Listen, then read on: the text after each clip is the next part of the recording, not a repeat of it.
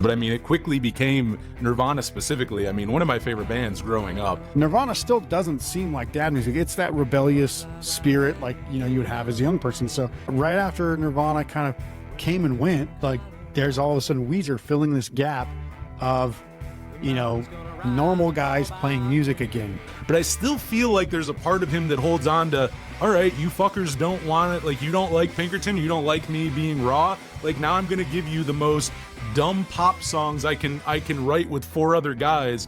Just make a Weezer record, man. Just put loud power chords and like write a nice melody. And it's like, you know how to do this, yet he won't.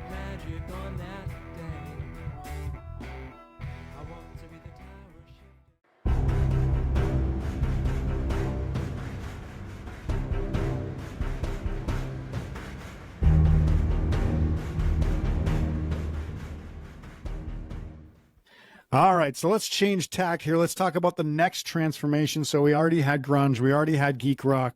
Now we're going to talk about pop punk coming back. So this isn't really like pop punk was ever massive, but punk kind of had this underground following. The Ramones kind of made it sort of big in the late 70s, early 80s. There were other bands like Descendants and stuff that kind of were out there making music. You know, there's a lot of other bands. I don't want to try to name them all from the early 80s, but basically it stayed underground for most of the 80s. Like, it only had a couple times where it would perk up its head.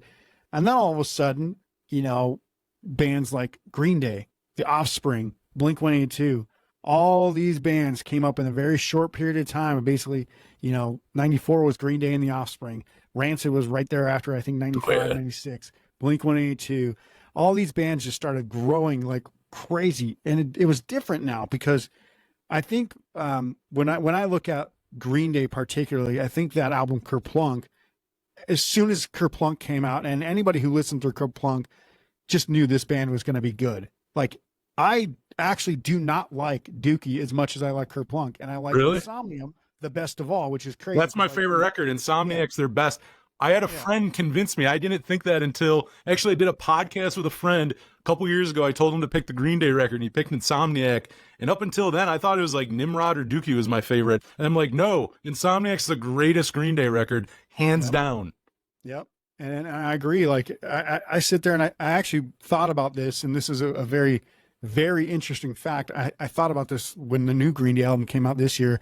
I said the last time I could actually sit through even most of a Green Day album was 1995 when Walking Contradiction came out as a single. That was the last single by Green Day that I actually liked until this new album. I was like, no wonder I'm not a big fan of Green Day, because it took them 20 or 19 years to make a song that I actually thought was like a really good song.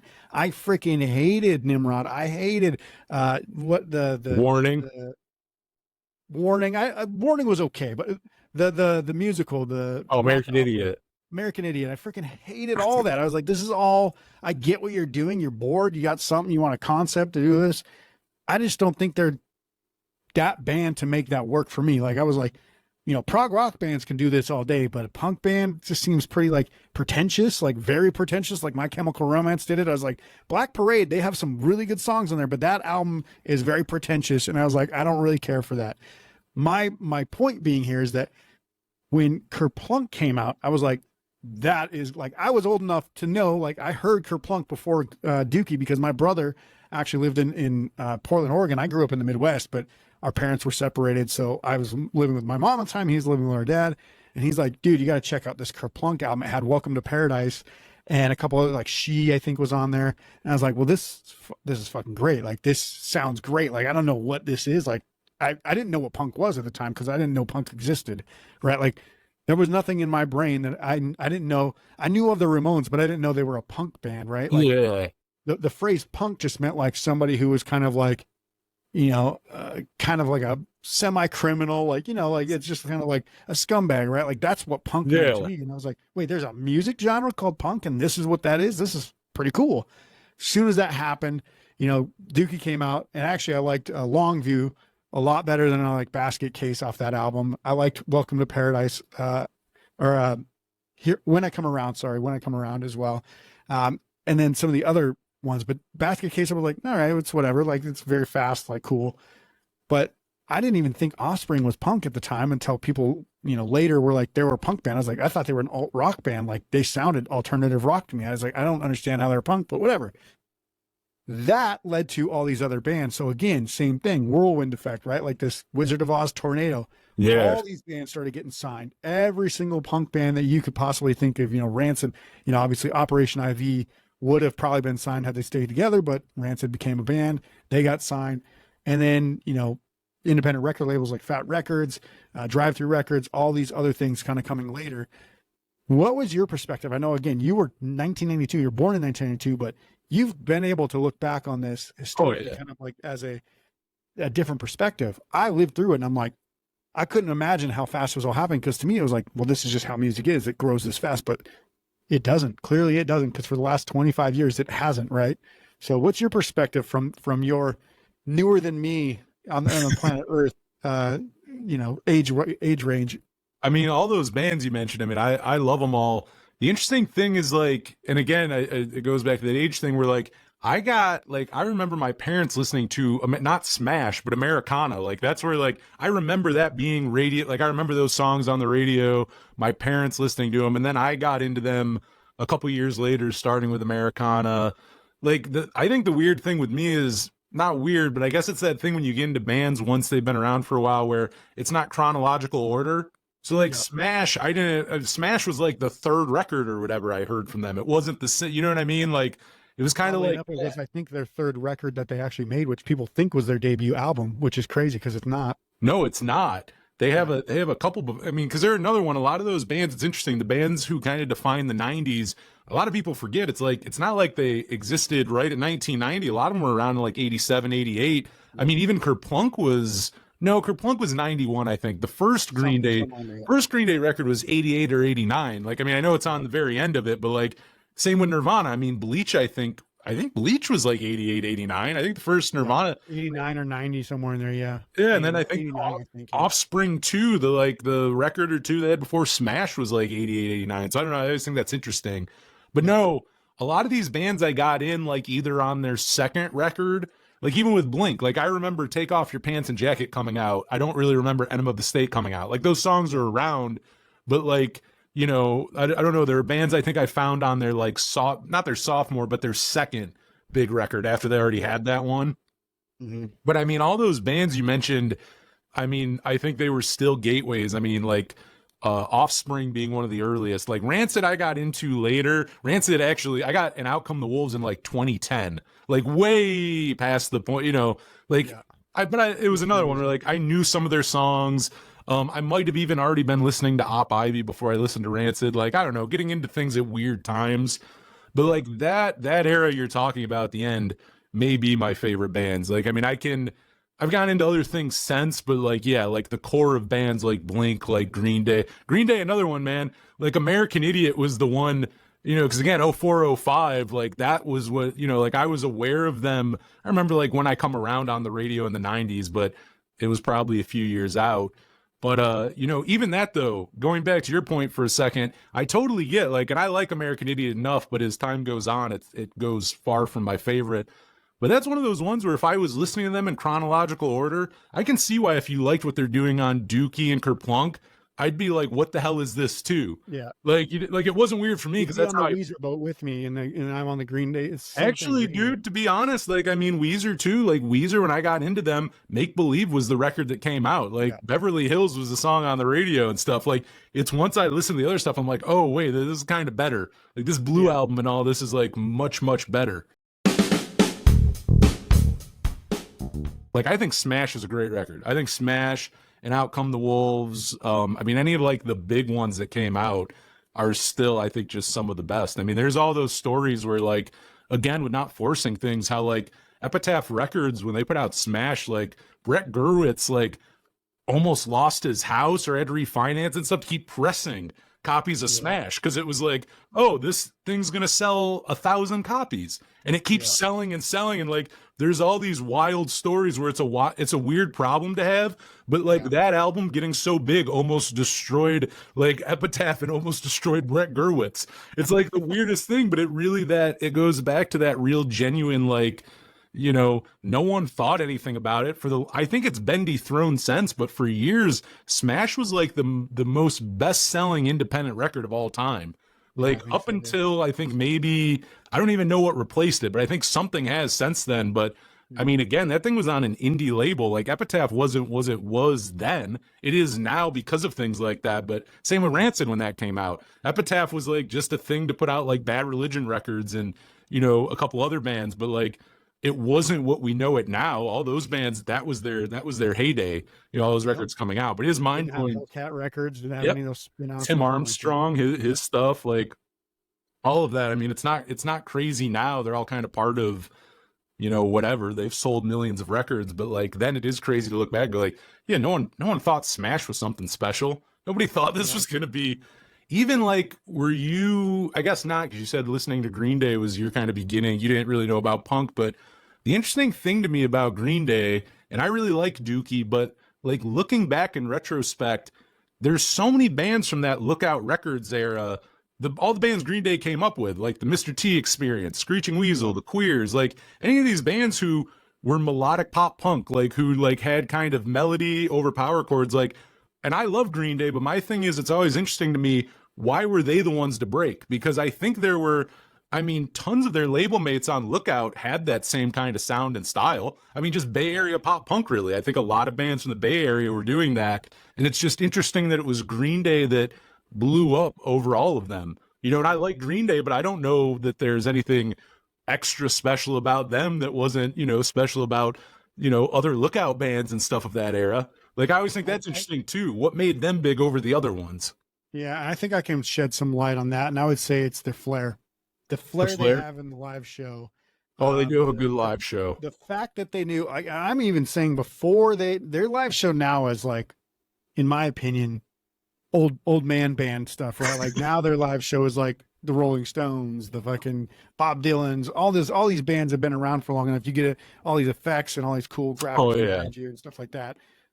That before that, they just knew they were gonna do something. Like you could tell, because like as soon as they got Trey Cool in the band, the attitude of that band changed immensely. Like everybody just had confidence somehow. They were, every time they were playing, it was high energy. They're in your face. They're like yelling. They're like having a good time with you. That doesn't happen. Mr. T Experience, for all, like, I love that band. I don't think I've ever heard anybody talk about Mr. T Experience putting on a show like Green Day would. That's a very good point. Yeah. Or, even other bands, Rancid doesn't put on a show like Green Day puts on. They're still a good band. They don't put on a show like Green Day. I think they make better music than Green Day, and that's why I like watching them, but they don't put on a show like Green Day, especially in the early days. I remember seeing Green Day in like 1999 in their heyday. Oh, wow. Smashing records or smashing guitars, smashing drum sets, lighting stuff on fire on stage. Like that was before they had their own pyros and stuff. Like they were big enough then to do pyros. They still just didn't think to do it. Like they were like, we'll create our own pyros. Like we'll just do whatever we want. It was just chaos almost. It was just their own chaos. Yeah. So it was like, they just had that thing that really good bands usually do when they know that they're going to be big. They just act that big right from day one. And they just eventually break. Whereas a lot of people who are musicians think we just put out really good music and then we'll be famous someday. And it's like, that doesn't usually work. Like some of the best music is never discovered, right? It's never going to be famous. So yeah. No, you are right about that. For one, the live show, and also just I guess it does also come into like, maybe not charisma. I don't want to make it sound like you have to like turn something on, but like there are like, if you're not willing to play the game a little, and I don't mean that in a bad way, I don't mean that like fucking sellouts or something, but if you're not willing to talk to labels, do a radio, if you're not willing to get up at 6 a.m. to do like, radio somewhere, or do some of those things, you are right. You could write the best songs ever, but like, you're never going to get off Lookout and onto a major if you're not willing to kind of play the game a little. And again, I don't mean that in a bad way at all, but I think you are right as you talk about that. That is a very good point off of what I was saying, where it's like a lot of those bands, I love all those Lookout bands, but you're right. I don't think all those guys were like willing to play so much the way that Green Day were willing to. And it paid off, obviously. But at the same time, there was still this underground punk movement going. Fat Records, all these Lookout Drive-In, all this other stuff was or Drive-Through Records. All these other labels were popping up. No Effects they actually had a platinum album, Punk and Drublic, but it wasn't even on their label. So Oh, it's Epitaph. Fat Records still has never had a platinum selling record. The only time that NoFX ever did was when they launched their on Epitaph in 1996, 5, something like that. I was gonna say, honestly, probably the best selling NoFX records were all the ones on Epitaph, because I think So Long and Thanks for All the Shoes might have been the last Epitaph release. Could have been. That one may have been on Fat Records. I don't remember off the top of my head, but it tilted somewhere in there, because like it's almost, you're almost shocked when you see how long it took for like NoFX to, because to me, I naturally think of them on Fat Records, but you look back and like, no, not at all. And then you also have the pre-Epitaph, you have the Mystic Records and all the stuff that kind of came before it. And it's funny because I associate, NoFX with one label and one label only, even though that's not true at all.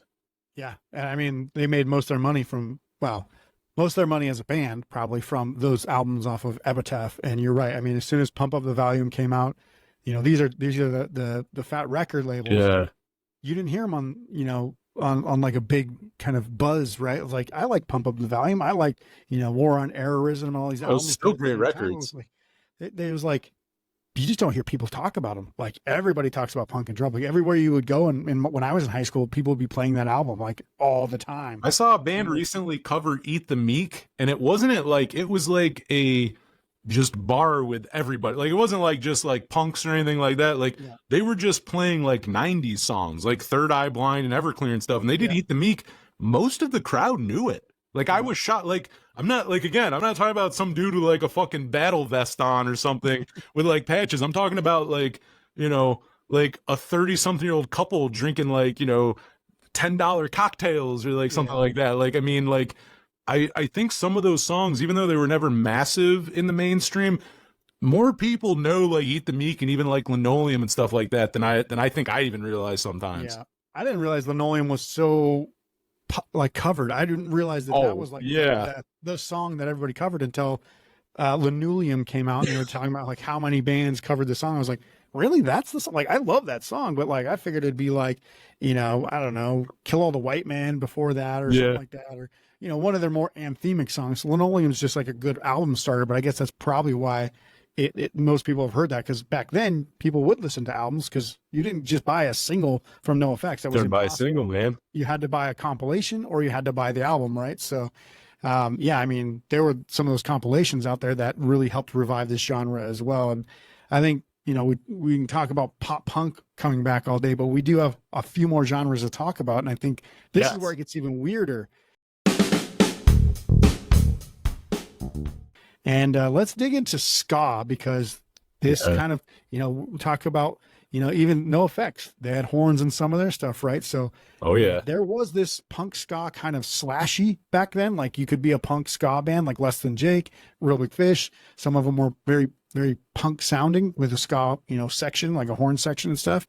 But right about 1994, 95, the Mighty Mighty Bosstones album came out, Question the Answers. I think that was 1994.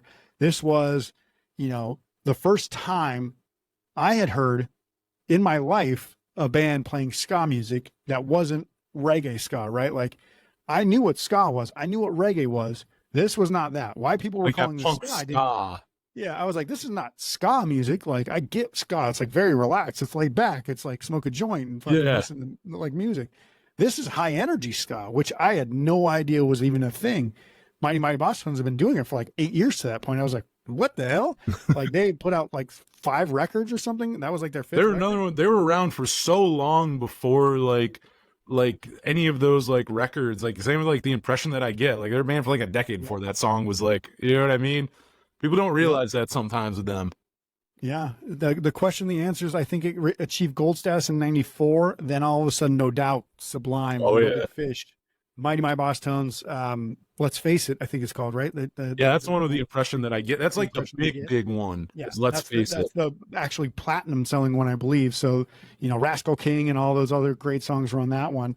But it was like, and I think Question the Answers was an independent release as well, and it got gold status. It was the first time anything like that had ever been in my ears. I was like, what the hell? All of a sudden, California's covered in ska bands. Like you could not turn on a radio and hear a California ska band. Save Ferris, you know, all these other bands were popping up. It's like, you guys don't have the same horn section. Where did all these horn players come from? All of a sudden, like, Screw knows how to play trumpet magically. Like all of a sudden, everyone plays sax and trumpet.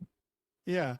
So it's very interesting to me that this kind of cropped up. You know, it was big on both coasts of America. So really in the middle of America, there weren't ska bands, right? Like not many, like from California up to like Boston, like nothing in between. It was like Northeast, Southwest, and that was pretty much it. But at the time there was enough.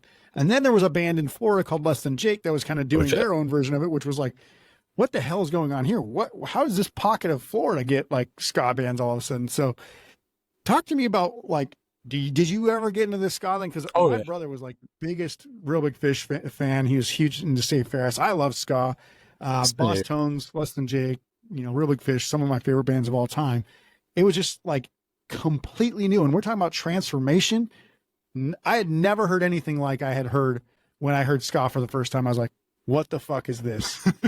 Ska, I mean, I am definitely a ska fan. And I think it's kind of interesting because that is one where like I definitely remember like all those songs like on Tragic Kingdom and stuff being on like MTV and VH1. And so like I was, again, like, you know, 4, 5, 6, like I'm not actively like, you know, I wouldn't say I was like a ska fan, but like, you know, I definitely remember the No Doubts and things like that on the radio. You were just in your room singing into a mirror, I'm Just a Girl. Yes, exactly. Just singing along. Just a little Don't Speak if I'm feeling a little down that day. But like, it's interesting because like I was, and same with like the impression that I get, I definitely remember like the Bosstones on. And then you get into also like the big band shit that kind of came with that, like the Big Voodoo, or what is it, Big Bad Voodoo Daddy, the Squirrel Nut Zipper, the like the adjacent bands that weren't, they're not ska punk, but they definitely were big because of that. I think even like the Brian Setzer Orchestra, I don't think got, like I think even things like that got help because ska was a thing. If we're being honest, like I think there was a reason those things got like a moment in time too, and I think some of it came from that whole ska era. But me, like, personally getting into ska bands on, like, a level where, again, like, going and seeing them live and stuff, like, man, I got Real Big Fish's Turn the Radio Off in, like, 2009. Like, that was, like, it was so later. Like, Less Than Jake, I remember, and Less Than Jake's interesting because I got on with them during Anthem, which is one of their more less ska-like records. I mean, obviously, it's still ska, but, like, you know, like, I remember Fuse. I don't know if you remember Fuse, but when that was on, like, you know, it was like She's Gonna Break Soon and stuff like that. Like, that was more of my intro to Less Than Jake. It wasn't like Johnny Quest. Huge pop song for them too, which I think was probably their biggest pop single of all time. And it's funny because they don't seem to play it live often. As much as I see them live, it's not really very alienating song and album. I think a lot of people that were true fans, including myself, they drop Borders and Boundaries, and you're like, that shit is great. Like Hello Rock is great. That might be my favorite. Borders. Yeah, those are the two best. And then Fuse comes out, and you're like, what? What's this? Like, She's Gonna Break Soon? Like, this is... I like Anthem, but this goes back to, dude, like, I don't blame anybody. Like, again, I like American Idiot, but I got in during that time. I blame no one who liked, like, I'm not stupid. I see the difference in there. And I get why if you liked, like, I love Pezcore. That's a great record. I like the lack of production. I like that you can hardly hear what they're singing half the time. Yeah. Like, I also like Anthem, but I do think they're two different things. And I would never argue with someone who's like, I like this, but not the other. I'm like, yeah, they're different enough. But like, again, like I got in them at a weird time where like, that's my intro to Less Than Jake thing and more like pop punk. And then I think getting into the older stuff, like way later on, like, again, I really like ska, but a lot of that was like 15 years ago. I probably really like a lot of those like third wave ska bands. I didn't really get into as a fan until like way later, but it's still really good stuff. I mean, I you know, if you like what was going on in punk in the 90s, it's hard for me to think that you don't at least like some of that. Like, I guess I do think it got oversaturated where like the bands whose all their names were puns, like once we got to that era where every name was like a pun on like a horn or something, like you know, I can't even think of one, but like just that where like ska became a pair, you know, and it's like ska is fun loving, and it was always kind of, you know, third wave ska was always a little tongue in cheek, but like I think it did get to that parody. At some point, it got almost a parody of itself, and that's where it started kind of.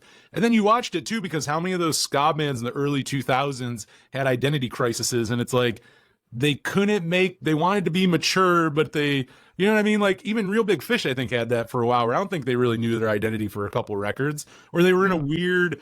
And a lot of those albums, I think, aged well. I like a lot of what those bands did, but a lot of those bands went through a weird. I think Fat Records bands did too, where you get big off a sound and then you don't want to keep doing that sound, so you try to like you do everything you can to like alienate your fan base, yet try to like build a new one or get big. And then somewhere in there, you come to your senses and find that balance of like making music that you're good at making, but also maybe making something that you still enjoy as an artist. But it goes through that weird patch. And I think the early 2000s were that for ska, where a lot of those bands put out one or two really good records. And then come 2001, 2002, it's like, including when emo and stuff starts coming out and post-hardcore, it's like you have your Thursdays and stuff like that. And it's like, that sounds nothing like Real Big Fish. It's so the opposite of the happy-go-lucky kind of goofiness of like, you know, turn the radio off. And now you have like Understanding in a Car Crash, or like, you know, For the Workforce Drowning or something. And it's like, yeah, you know, like, I don't think Thursday would work with horns. Like, I don't think they're the same, you know, and I love both. Again, I love the post-hardcore stuff, you know, that came later, which also, not to get sidetracked, but even with something like that, we talk about grunge killing hair metal, but people don't talk about like post-hardcore killing ska in the same way. I'd argue things like that did, you know, new metal, post-hardcore, like there were things. Emo killed, you know, pop punk, maybe perhaps. So yeah. Oh no, they're actually, dude, this is actually goes right to that point, because there were like, I love the New Jersey pop punk ska scene of the like mid 90s, early 2000s.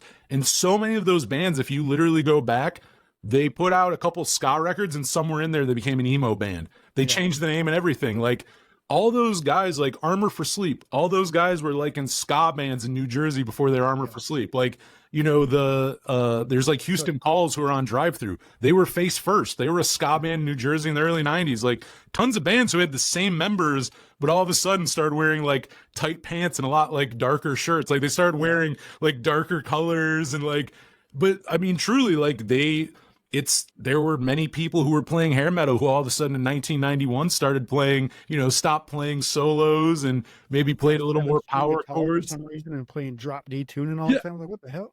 I mean, it's the same, but again, like it goes back to that where I'm always surprised with just that grunge and hair metal. I think the same happened with like emo and ska. Like I just think things kill, you know what I mean? I think things come in and take over whatever it was before that, you know? 100%. Yep. This is something I actually want to dig into on a completely separate episode at some point. And hopefully I could talk to Aaron Barrett himself about it. But oh, hell yeah. I saw this random quote from him one time. He said, and I don't know where I found it. I've tried to look it back up. I can't find it easily. So I'm going to have to look it up and do some more deep research. But he said that the first three albums of Real Big Fish were actually a trilogy. And he set it up. And this was supposed to be in a meta way, because even in the second album, Why Do They Rock So Hard, there's a part in there. He says like, basically when we stop becoming famous and we come back to the underground, will you bring us back? So his idea was Sell Out was actually meant to be like, this is us selling out. Obviously they're just making the music that they were making at the time. Everybody hated them for quote unquote selling out, but it's like they didn't sell out. And it technically wasn't their first album, but the first of the three, right? So like the first of the three major record label releases. Why Do They Rock So Hard was supposed to be the epic height of rock stardom, and so that's why they built it that way. That's why it says Why Do They Rock So Hard. Even that album cover, you know, exactly. It's like, you know, Kiss looking kind of thing on the front cover or whatever.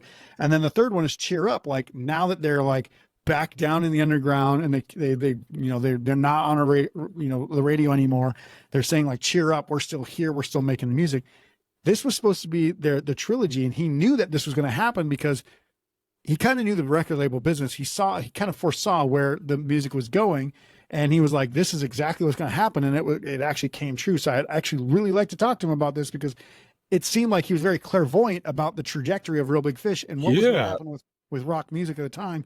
And if that was true at the time, that he truly was going to make that a trilogy like that and knew it, and it wasn't just like hindsight later, I'd really like to hear and understand why he thought that was, because that's one of the most insightful 3 albums in a row that you could possibly make that came to fruition. Oh, dude, no, like I've never heard that, and that's really interesting. I mean, I like all those records, and I'm with you. The cynical side of me, like, would just think that those were kind of autobiographical, and he's writing them as the band, as again, ska's not so big anymore. They start doing different things, they try going different avenues. But the reason why I do think, and again, I'd never heard this before, that's crazy interesting, that he may not be lying is because when you think about it, would turn the radio off. Yeah, like they didn't write Sellout. Like that song was their big hit, but it's not like they were big before. It's not like they were writing those songs. Maybe seemed autobiographical once that album blew up, but they were nobodies when they wrote those songs. Yeah. And like you were talking about, they have that first album. I think Everything Sucks. Yeah, I think was the first one. Yeah, and like I guess when I think about it again, I always thought about it as he was writing as their career was kind of going up and then going down. But like, I guess as I'm thinking about that specifically with Turn the Radio Off is, I guess he did write those from a perspective that they weren't at yet. I mean, you think of it because that album obviously projecting the future during the process of recording the album, which is in some ways, I wonder if he almost manifests that though too with Real Big Fish, when it's like, if you think this is going to happen the whole time, because I have heard bands, and I always wonder that too, where like some of the bands from the 90s the bands who we've kind of talked about where like you're almost surprised they're on a major label. Sometimes you'll hear them talk about like, oh, we knew we were never going to get big, so like we took the major label money and we did 1 or 2 records, but we knew it was never going to be a thing. But again, the cynical side of me goes, I don't think you thought that. I think in hindsight, you go, well, and I'm like, bullshit, man. Like, if you could have been an arena set, like if you could have, those videos would have caught, they would have been huge. You would have been on the radio. You would have played arenas. Like, sometimes I call out, there are some people I think are genuine about that. And I think they are. I think they were happy with a major label wants to put this out. Well, that's crazy. I don't think we're ever gonna get big, but that's fine. We'll get that one time with like a dream producer and a dream studio, and then we'll like fuck off back into like dive bars and stuff. Like, I think some people are that, but I think a lot of them are more the hindsight of like, I think you tried. You at least, like, you're acting like you're not now, but I think when you signed to like Geffen in 1995, like, I kind of call bullshit if you act like we never wanted, like, we didn't want that to blow up or get big. It's like, I think you did. Like, I think maybe you can come to peace with it later that it didn't happen, but I don't know that I always believe when it's like, no, we signed to a major and never thought anything would happen. It's like, it's bullshit. Hard to believe when they're like, oh, we didn't expect this album to do so well, and we didn't want this song to do so well. It's like, then why'd you put it out? Why'd you record it? That's always my thought. It's like, this is after you've played it 20,000 times and it's like muscle memory and you don't have to think about playing the song. Like, maybe then, but like, you're right. When you wrote it and put it on the record, I highly doubt you hated it. Yeah, exactly. Like, even maybe, damn, this song rocks. Let's put this on the album. As much as major labels get shit, like as much as people will like, they'll, and a lot of it is deservedly, and they did fuck over a lot of bands in the 90s. But I think there's times where bands who didn't do well on majors do use the cop out as like the majors fucked them over. And I'm like, I mean, there's indie labels that fuck people over too. There's just evil labels. There's just people in the music industry who do fuck up. MXPX about Tooth and Nail Records and their experience with that whole Victory Records, Tooth and Nail. Like, I love Drive Through, but even Drive Through, there's some controversies. Like, you don't have to be a massive label to like fuck over people. And it is funny how I think some bands from that era, like, again, they blame it on like, oh, well, the majors didn't care, they did this and that. And there are true examples of like they shelved a band and there's albums that to this day have never seen the light of day. Like, there are real, true, we got fucked over. But I think there's ones where bands just go, hey man, you didn't catch on. Like, you weren't the next big thing, and that's okay. But it's like, I don't know that it's like Atlantic Records' fault. Like, sometimes Atlantic Records or any of those majors put hundreds of thousands of dollars behind bands that never would have gotten that before, where it's like, I don't know that label, again, I don't love major labels, but like, I don't think they're always the evil that people sometimes, including in the 90s, look back on them as.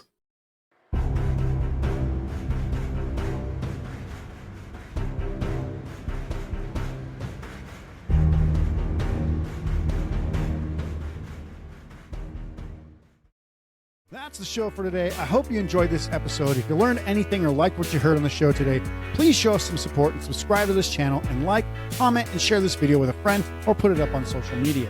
I hate to keep asking, but without those small actions, the YouTube bots pretty much ignore this channel. Putting these videos out is a lot of work, and if you want to show your appreciation, please consider purchasing some of our musical accessories or merch from our store at poweredbyrock.com. You can read our blog and follow us in the links below as well. Those are the plugs, and that's all I have. I'll see you soon for the next episode. Until then, rock on.